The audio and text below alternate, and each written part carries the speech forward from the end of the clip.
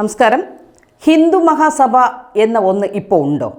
അത് തനിക്ക് അറിയില്ലെന്നും ഇല്ലാത്ത ഒരു രാഷ്ട്രീയ പാർട്ടി LDF പിന്തുണ പ്രഖ്യാപിച്ചിരിക്കുന്നുവെന്ന് പറഞ്ഞിട്ട് അത് വർഗീയമാണെന്ന് സ്ഥാപിക്കാൻ ശ്രമിക്കുന്നത് UDFിനെ സഹായിക്കാനുള്ള ശ്രമമാണെന്നും തിരഞ്ഞെടുപ്പ് കാലത്ത് ഓഫീസിൽ പലരും വരും.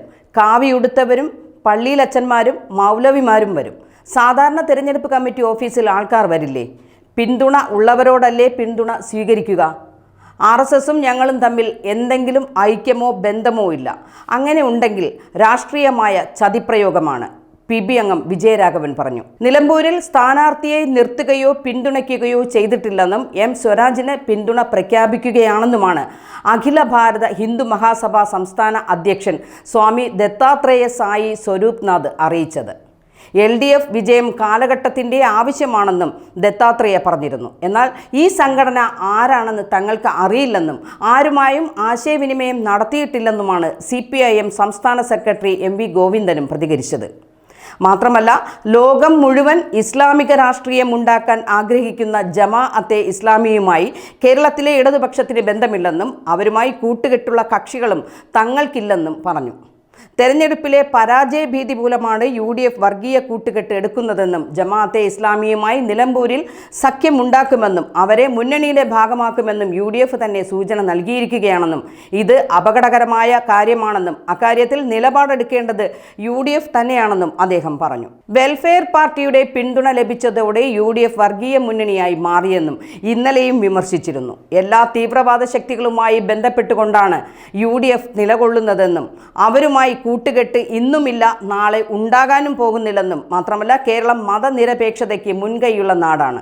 തൊഴിലാളി വർഗത്തിനൊപ്പം നിൽക്കുന്ന നിലമ്പൂരിലെ ജനത ഇക്കാര്യം തിരിച്ചറിയുമെന്നും ജമാഅത്തെ പോലുള്ള കക്ഷികളുമായുള്ള കൂട്ടുകൂടുന്നതിലെ അപകടത്തെക്കുറിച്ച് LDFിലെ ഘടകകക്ഷികൾക്ക് അറിവില്ലെങ്കിൽ അവർ പറയട്ടെ എന്നും ഗോവിന്ദൻ പറഞ്ഞു. വെൽഫെയർ പാർട്ടി UDFിന് പരസ്യമായി പിന്തുണ പ്രഖ്യാപിച്ചത് CPM രാഷ്ട്രീയ മുതലെടുപ്പിന് ഉപയോഗിച്ചപ്പോൾ സമാനമായി PDP LDFിന് പരസ്യ പിന്തുണ പ്രഖ്യാപിച്ചത് തിരിച്ച് UDFും LDFിനെതിരെ പ്രചാരണായുധമാക്കി. ഇരു സംഘടനകളും ഒരേ ദിവസമാണ് പിന്തുണ പ്രഖ്യാപിച്ചത്. ഇതിനാൽ തന്നെ വിവാദങ്ങളും ചർച്ചകളും ഒരുമിച്ചായി. അതുകൊണ്ട് തന്നെയാണ് അതിനെ മഴവിൽ സഖ്യമെന്ന് ഞങ്ങൾ പൊതുവിൽ പറയുന്നതെന്നും ഗോവിന്ദൻ പറയുന്നു. PDPയും ജമാഅത്തെ ഇസ്ലാമിയും ഒരുപോലെയല്ല. സർവ്വദേശീയ തലത്തിൽ വർഗീയ രാഷ്ട്രം ഉണ്ടാക്കണമെന്ന് പറയുന്നവരല്ല PDP എന്നും ഗോവിന്ദൻ പറഞ്ഞു. എന്നാൽ PDPയുടെ LDF പിന്തുണ ഉയർത്തിക്കാട്ടിയാണ് വെൽഫെയർ പാർട്ടിയുടെ പിന്തുണയെ UDF പ്രതിരോധിക്കുന്നത്. ഭീകരവാദിയെന്ന് പറഞ്ഞ് PDP ചെയർമാൻ നാസർ മദനിയെ ജയിലിലാക്കിയവരാണ് CPM എന്നും അതിൻ്റെ ക്രെഡിറ്റുമായി നടന്നവരാണെന്നും പ്രതിപക്ഷ നേതാവ് VD സതീശനും ആരോപിച്ചു. ജമാഅത്തെ ഇസ്ലാമിക്ക് അവരുടെ സമീപനത്തിൽ മാറ്റം വന്നിട്ടുണ്ട്. മതരാഷ്ട്രവാദം ഇപ്പോൾ അവർ ഉന്നയിക്കുന്നില്ല. LDFിന് പിന്തുണ കൊടുത്തപ്പോൾ അവർ മതേതരവാദികളും UDFിന് പിന്തുണ കൊടുത്തപ്പോൾ വർഗീയവാദികളുമാകുന്ന ഇരട്ടത്താപ്പ് ശരിയല്ലെന്നും VD സതീശൻ പറഞ്ഞു.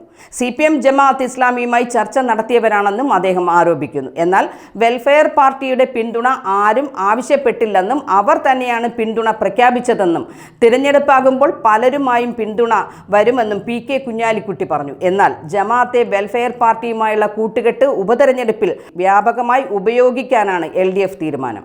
തീരുമാനങ്ങളെല്ലാം നന്നായിട്ടുണ്ട്. എല്ലാവരും കൂടി ഭരിച്ച് നാട് മുടിക്കരുത്.